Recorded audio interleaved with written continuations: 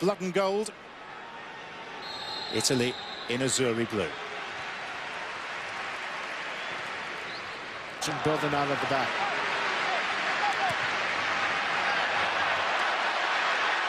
Here's Candreva, looking for Pella.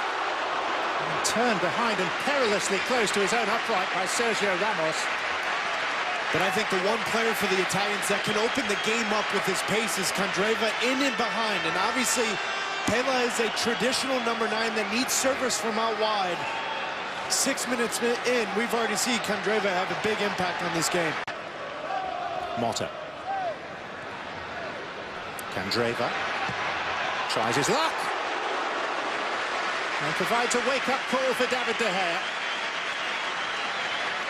It's been a good opening 15 minutes from the Italians. They've been very good at getting into transition and getting the ball forward, bypassing the midfield line, and getting Candreva and Pella and Giaccherini going forward. Candreva, 16 minutes in, has been the most dangerous player for the Italians. Florenzi of Roma will take this. Candreva. The tournament, Italy unbeaten in their last 50 qualification matches.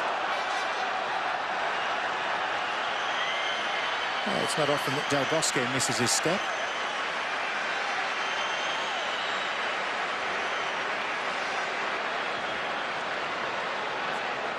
Obstruction, indirect free kick. More so, I'm not sure Del Bosque played the tempo of the game. I think Del Bosque's going to go into halftime saying the first 30 minutes, we need Thiago on the ball more. Rescued by Pella, or was it? Just drifted out of play before the Southampton man got to it.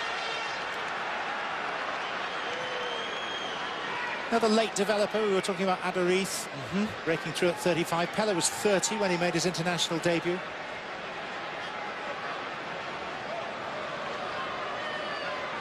But how often have we seen just in history, as goal scorers, it's all about timing.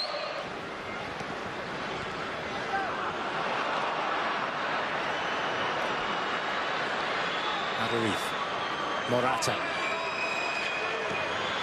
And Aduriz, nearly.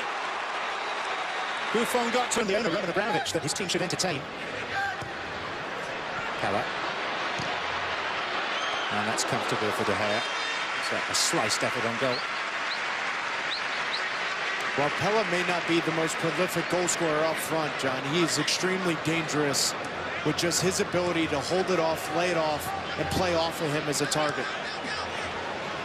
40 minutes that I've seen today, and quite frankly, his last 3 or 4 weeks with Southampton is his hold-up play. Here is Pella. And for any striker in the world, no matter where... Dennis Aitekin, the German referee, gets this second period underway. And we heard... Bonucci follows him.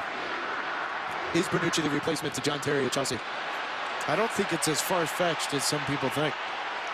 Giaccherini. Insigne!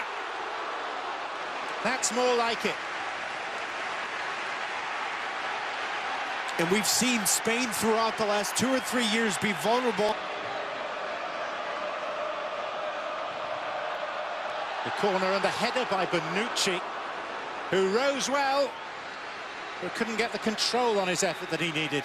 But the Italians, John, in the early parts of this second half have found their space on the counter. They've also been extremely dangerous traditionally on set pieces. This being the first one they've shown any kind of danger tonight, but I go back to that counter attack. Giaccherini. How good is that? Insigne. They're looking more the part now. Florenzi. They're playing getting forward, and how often have you seen in friendlies, you make 2 or 3 substitutions and the tempo dies down? It's been the exact opposite for the Italians. Since Insigne's come into the game, David De Gea has had to come up with 2 or 3 big saves. Well, they fell apart on that salutary day in Salvador. The start of the World Cup against the Dutch. Still in recovery mode. Benedeschi. Giaccherini. Lovely ball in and a super goal. Lorenzo Insigne tops off the best move of the match. And Italy have the lead against their arch and age-old rivals.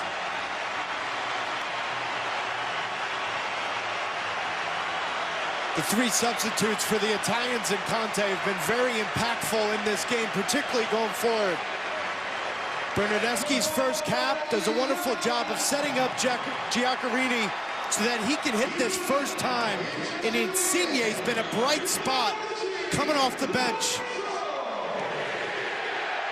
Some have questioned whether or not Insigne will have a role at European Championships 10 weeks from now.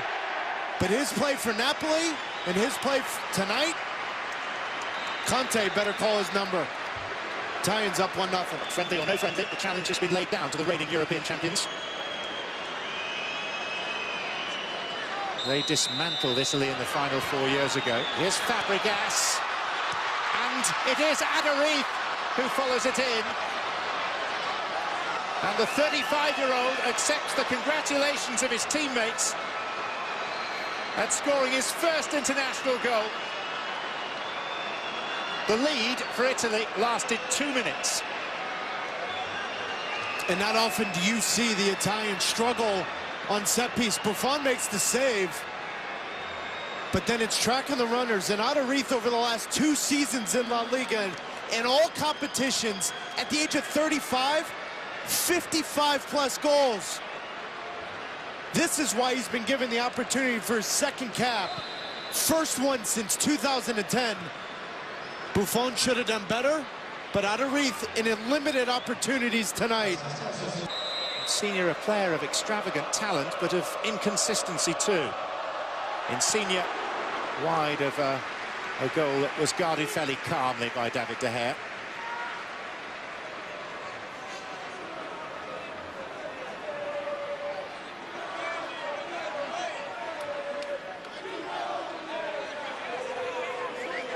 Insigne finds he's causing problems right now for the 2 defensive midfielders of Spain. Zaza. Another chance, lovely effort, super save. It's that same player causing all the problems. The touch of Insigne, the glance up, and then David De Gea. And if not for David De Gea, John, this scoreline... Impish player. Azpilicueta. And that's Morata. Well, Aduriz scores his goal, and rightfully so for the hard work following up the play. How much more comfortable has Spain looked over the last 10 to 11 minutes with David Silva up front? There's no number 9. No. And John, when you watch this team, has impressed in the 20 to 25 minutes he's been on the field today. Silva. And it was Morata hurling himself at it. I can promise you one thing, Conte is going to have a huge... Piqué across to cover. And that concludes the entertainment from the Stadio Friuli in Udine. It ends all square at 1 goal apiece. Insigne off the bench and onto the score sheet for Italy midway through the second period. 2 minutes later, Morata in an offside position in the build-up went undetected, and Aduriz turned in the equaliser. So Italy won, Spain won, and we'll wrap things up reflecting on this game.